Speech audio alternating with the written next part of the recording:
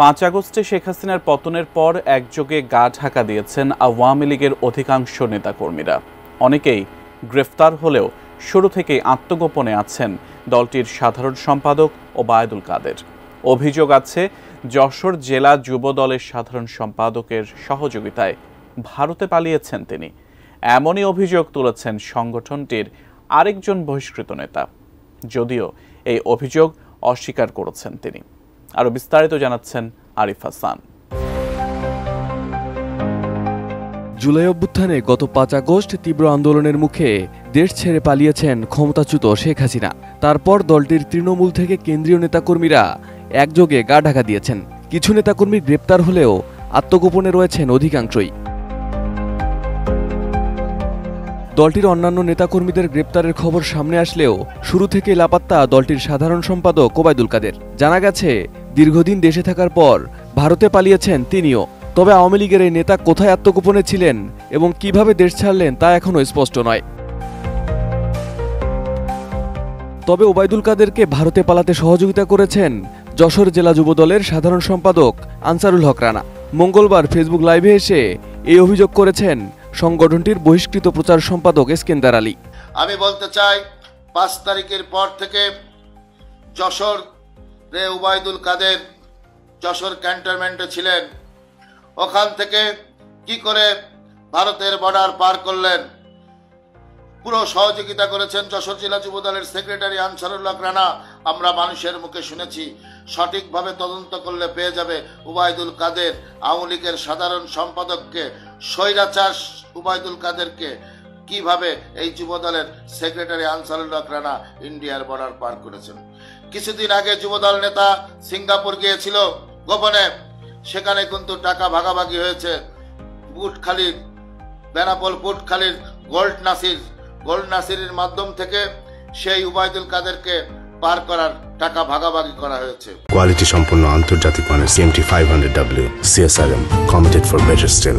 শুধু ওবায়দুল কাদের নয়, আনসারুল হক রানা আরও অনেক আওয়ামী লীগ নেতাকে ভারতে পালাতে সহযোগিতা করেছেন বলে উল্লেখ করেন এসকেন্দার। 5 তারিখের পর থেকে যশোর রে ওবায়দুল কাদের যশোর ক্যান্টনমেন্টে ছিলেন। ওখান থেকে কি করে ভারতের বর্ডার পার করলেন, পুরো সহযোগিতা করেছেন যশোর জেলা যুব দলের সেক্রেটারি আনসারুল হক রানা। আমরা মানুষের মুখে শুনেছি, সঠিকভাবে তদন্ত করলে পেয়ে যাবে ওবায়দুল কাদের আওয়ামী লীগের সাধারণ সম্পাদককে, স্বৈরাচার ওবায়দুল কাদেরকে কিভাবে এই যুব দলের সেক্রেটারি আনসারুল হক রানা ইন্ডিয়ার বর্ডার পার করেছেন। কিছুদিন আগে যুবদল নেতা সিঙ্গাপুর গিয়েছিল গোপনে, সেখানে কিন্তু টাকা ভাগাভাগি হয়েছে।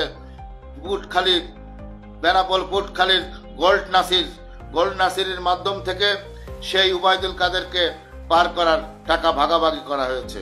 যশোর জেলা যুব দলের সভাপতি তমাল আহমেদের বিরুদ্ধেও গুরুতর অভিযোগ তুলেছেন বিএনপির এই বহিষ্কৃত নেতা। তিনি বলেন, সদর উপজেলা আওয়ামী লীগের সভাপতি মোহিত কুমার নাথের সাথে যৌথ ব্যবসা করেন জেলা যুবদল সভাপতি তমাল আহমেদ। অভিযোগ করেন যুবলীগের নেতাকর্মীদের দলে ফেরানোর। এসব অভিযোগের ব্যাপারে তিনি বিএনপির ভারপ্রাপ্ত চেয়ারম্যান তারেক রহমানের দৃষ্টি আকর্ষণ করে তদন্তের অনুরোধও জানান। আমি বলতে চাই যশোর জেলা যুব দলের বিষয়ে একটি কথা। যশোর জেলা যুব দলের সভাপতি এম এ তমাল আহমেদ মোহিত কুমার নাথের সাথে, আওয়ামী লীগের সভাপতি তার সাথে দীর্ঘদিন ধরে মদের ব্যবসা করেছে। দলের ভিতরে যত গোপন বৈঠক হয়েছে আওয়ামী লীগের সাথে করেছে, যার কারণে আজকে কিন্তু আওয়ামী লীগ সুযোগ পেয়ে গেছে বিএনপির দুর্বল পয়েন্টগুলো। তবে এসব অভিযোগকে অস্বীকার করেছেন যশোর জেলা যুব দলের সাধারণ সম্পাদক আনসারুল হক রানা। একটা ইনফরমেশনের জন্য আপনাকে ফোন দেয়া আসলে।